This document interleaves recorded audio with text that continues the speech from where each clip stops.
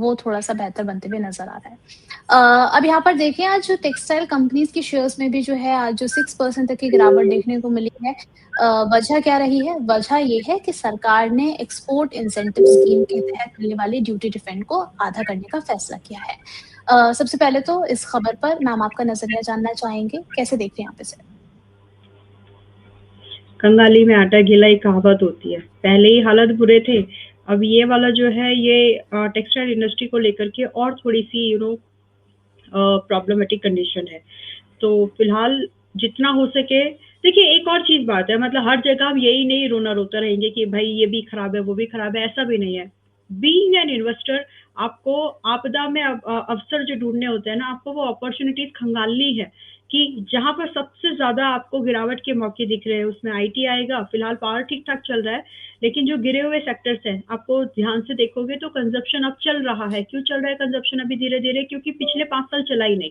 तो आपको यही वो सेक्टर्स रहेंगे जो आज जो बहुत दबे कुचले पड़े हुए सेक्टर्स हैं, अगले 5 साल के हीरो यही बनेंगे। तो आपको यही समझ कर के मार्केट के पैटर्न्स को समझते हुए आपको इन्वेस्टमेंट की तैयारी करनी है। ये ऐसी मार्केट है जो कि हर ट्रेडर को इन्वेस्टर बना के छोड़ने का दमखम रखती है। तो फिलहाल के लिए टेक्सटाइल इंडस्ट्री है टू बी स्पेसिफिक परेशानियों में तो है, बट इस परेशानी में आपको थोड़े पेशेंस के साथ अवसर ढूँढने की कोशिश करनी चाहिए। अब ये गवर्नमेंट के पॉइंट से अगर आप बात करें तो ये एक दबाव है और मतलब ऐसा हो गया है कि ऑलरेडी एक्सपोर्ट मुश्किल हो ही रहा था, कॉम्पिटिटिवनेस की वजह से, टैरिफ्स की वजह से, अभी अगर आप हाथ छोड़ देंगे तो वो और दब जाएँगे।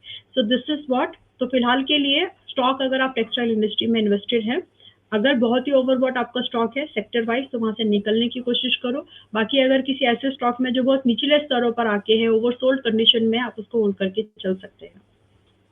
चलिए ठीक है, तो इस आपदा में अगर हम अवसर ढूँढे मैम कुछ स्टॉक स्पेसिफिक जानकारी भी आपसे लेना चाहें कि कहाँ पर खरीदारी बन रही है। सबसे पहले हम बात कर लेते हैं गोकुलदास एक्सपोर्ट्स की 708 पर चल रहा है आज इसमें 5.16% की गिरावट हमें देखने को मिली है।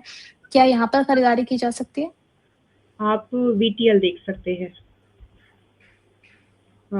वर्धमान टेक्सटाइल और जी। गोकेट नहीं, गोकुलदास नहीं, वीटीएल को एक बार आप देख सकते हैं। वैसे मैंने डिस्क्लोज़र दे रही हूँ, हमने अपने मेंबर्स को और जहाँ पर भी टेक्सटाइल इंडस्ट्री की बात हुई तो मेरी तरफ से रिकमेंडेशन पर वीटीएल आज गया है और ये सिमिलर रिकमेंडेशन हमारे मेंबर्स के पास भी है।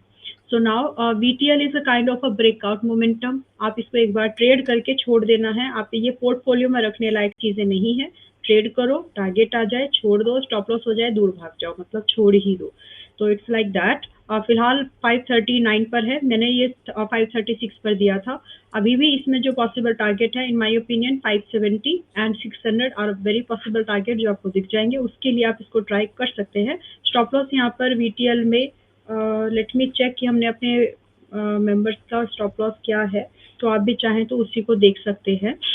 वीटीएल का स्टॉप लॉस है 440 का, तो बड़ा स्टॉप लॉस है। अब क्योंकि मैं 600 के बाद 650 का भी टारगेट यहाँ पर देख कर के हूँ, तो स्टॉप लॉस थोड़ा-सा बड़ा है।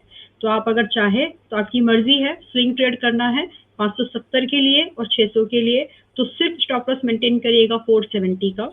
लेकिन अगर आप 650 को भी चेज़ करना चाहते हो, तो 440 is the max stop loss जो इसके लिए रख सकते हैं। चलिए ठीक है। यहाँ पर हमारे पास एक सुपर चैट आई है छाबड़ा साहब की तरफ से, ये जानना चाह रहे हैं कि suggest buying level of gold and silver ICICI ETF। कौन-सा वाला? नाम गोल्ड एंड सिल्वर। मतलब कोई स्पेसिफिक नहीं है, राइट? जी। ओके, तो फिलहाल रुक जाइए देखिए। This is not the time कि आप जहाँ पर सिल्वर या गोल्ड केस में अभी फिलहाल इन्वेस्टमेंट करें। एनीवेज़ क्या यहाँ से अभी मैं चांदी या सोने में गिरावट देख रही हूँ? मैं वैसा नहीं बोल रही हूँ, लेकिन वैल्यू बाइंग नहीं मिलेगी, रिस्क रिवॉर्ड फेवरेबल नहीं बनेगा। तो जितना हो सके आपका गोल्ड एमसीएक्स पर ट्रैक करिए, 1.25 के आसपास आए तो आप वहाँ पर अपने गोल्ड ईटीएफ में पैसा डाल सकते हैं। तो फिलहाल रुकने की सलाह मेरी होगी। और रही बात चांदी, चांदी 2,20,000 के आसपास आए तो आप वहाँ पर फ्रेश पैसा लगा सकते हैं। चलिए ठीक है। यहाँ पर विष्णु देवा जी हैं, इनका सवाल आया है, कह रहे हैं कि हेलो मैम, कल मैंने अंबाला मैम के सुझाव पर विशाल मेगा मार्ट को 119 पर सेल कर दिया है और आज कॉडियम IVF का IPO बुक किया है। क्या कुछ प्रॉफिट हो सकता है? पहले पहले से IRB 65.10 और NCC 210 में मेरा बहुत लॉस हो रहा है। क्या सलाह रहेगी मैम इनके लिए आपकी? गोल्डियन तो ठीक है, आईपीओ में लिस्टिंग की पॉसिबिलिटीज है, बट वो उससे ज़्यादा वो एक इन्वेस्टमेंट बेट है। ठीक है, तो एक तो ये क्लैरिटी मिल गई। दूसरा इन्होंने कौन सा स्टॉक बताया है? DVM आपने बुक कर लिया, घबराओ मत, ठीक है। आज आपने मैंने इसको आपको बोला था कि ट्रेलिंग करिए या फिर एक भाव वेट करिएगा, तो वो टारगेट मिला है क्या आज आपको? वो 127 आई थिंक मैंने आपको बोला था। वेल मतलब ये यहाँ नहीं थे, बट आई वाज समवेयर शायद। तो ठीक है, अभी दूसरा स्टॉक इन्होंने कहाँ पर बताया है, बता सकते हैं दोबारा कौन सा स्टॉक है? इन्होंने IRB लिया है 65.10 पर और NCC 210 में।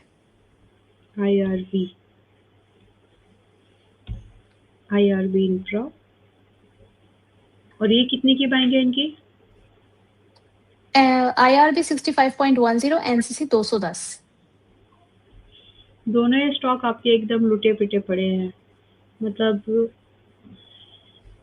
पहले चलिए एनसीसी की बात करते हैं। NCC something that you can hold for your exit price आपको, बट 200 अभी ये चल रहा है 150 पर।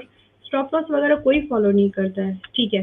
किसी ने जिसने भी दिया होगा सब लोग बताते तो हैं कि आप स्टॉप लॉस रखिए, मतलब ठीक है चलो, इट्स नॉट फेयर एक्चुअली। अगर इतने खुले हाथ से अगर आप अपने पैसे को जाने दोगे तो कैसे चलेगा? वेल एनसीसी जो है अभी 150 पर है, 170 और 190 तो मुझे दिखता है उर्वशी जी, इसके लिए चाहें तो होल्ड कर सकते हैं। बाकी अगर आपको 210 का एग्जैक्ट प्लान चाहिए आपका पूरा प्राइस, तो फिर आप इसको जैसा है 6-7 महीने के लिए छोड़ना पड़ेगा, तब शायद आपको आपका भाव दिख जाए। गिरावट की जो पोटेंशियल है और लिमिट कम हो गई है अभी और ज़्यादा गिरता हुआ मुझे लग नहीं रहा है, मुश्किल से 130 इसके बाद इसको सपोर्ट लेना चाहिए, दैट्स द व्यू। हालांकि इसमें जो अपसाइड का मोमेंटम स्ट्रॉन्ग तरीके से बनेगा वो 165 के ऊपर ही बनेगा, ये इसके लिए एक वेट एंड वॉच भाव होना चाहिए। बाकी आप जो IRB में बैठे हुए हैं, बाइंग बहुत ऊपर की है, मैं इसमें आपको क्या नज़रिया दूं कि आप होल्ड करो या एग्जिट करो, बट फिलहाल के लिए 37 rupees, 37.50 should be the last level that you should watch as an कि यहाँ से क्या होता है। तो 37.5 का ही स्टॉप लॉस रखिएगा। अगर इसके नीचे क्लोज हो जाए देन प्लीज बुक एंड कुछ और अच्छा ढूंढ लीजिएगा। हालांकि अगर आप समय दे दें तो पॉसिबल है कि आपको यहाँ पर आपका भाव तो मुश्किल है, बट आपको थोड़ा लॉस कम हो सकता है, दैट्स द ओनली ओपिनियन। चलिए ठीक है, यानी कि कुल मिलाकर आप एक चीज़ अपने जो है वो गार्ड बाँध कर चलिए कि अगर आप इस मार्केट सिनेरियो में ट्रेड कर रहे हैं तो आप स्टॉप लॉस बिल्कुल टाइटली जो है वो फॉलो करके चलिए। और पिछली बार भी जब मैम से बातचीत हुई थी तो उन्होंने भी इस चीज़ को जो है वो काफ़ी स्पेसिफिकली मेंशन किया था कि यहाँ पर आपको स्टॉप लॉस बिल्कुल फॉलो करके चलना है। इसी के साथ-साथ यहाँ पर नेक्स्ट क्वेश्चन आया है, मोहम्मद जुनैद जी का है, इन्होंने सुपर चैट भेजी है। आपका सजेशन जानना चाह रहे हैं इंडियन होटल्स और VST इंडस्ट्री को लेकर के। VST पर आपकी बाइंग कितने की है? क्योंकि मैंने इसमें VST में 2 बार बाइंग दिया था, एक 115 के पास में और एक 120 के पास में। तो आपकी बाइंग कितने की है? वो अगर आप अच्छे लिख देंगे तो अच्छा रहेगा। हालांकि अब यहाँ पर स्टॉप लॉस जो है 210 का है, उसी के साथ होल्ड करना, इससे ज़्यादा नहीं। और रही बात टारगेट, तो टारगेट यहाँ पर 250 शुड बी फर्स्ट टारगेट, जो पहले भी था, हिट नहीं हुआ, थोड़े से रह गया था, लेट इट बी। बट दोबारा अगर ये निकलता है वापस से 240 पर तो इस बार हिट करके ही आएगा, दैट्स द व्यू। तो आप होल्ड कर सकते हैं, बट 210 का स्टॉप लॉस जरूर रखिएगा। मेरी रिसेंट रिकमेंडेशन फरवरी सीरीज की रिकमेंडेशन में ये रहा है।